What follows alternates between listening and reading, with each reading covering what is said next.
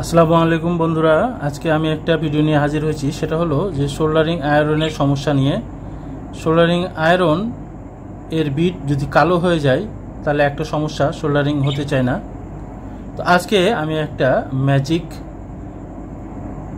এর জিনিস নিয়ে এসেছি, যার মাধ্যমে সোল্ডারিং আয়রন খুব সহজেই পরিষ্কার হয়ে যাবে।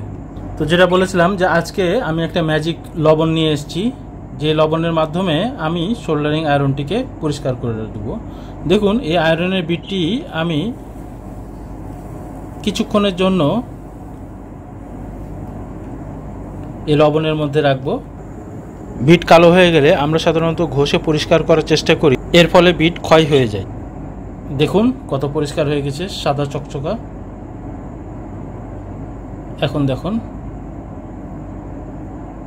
কত সুন্দর লিড লাগছে, অথচ একটু আগে লিড লাগতে চাচ্ছিল না। তো এই ম্যাজিক লবণটির নাম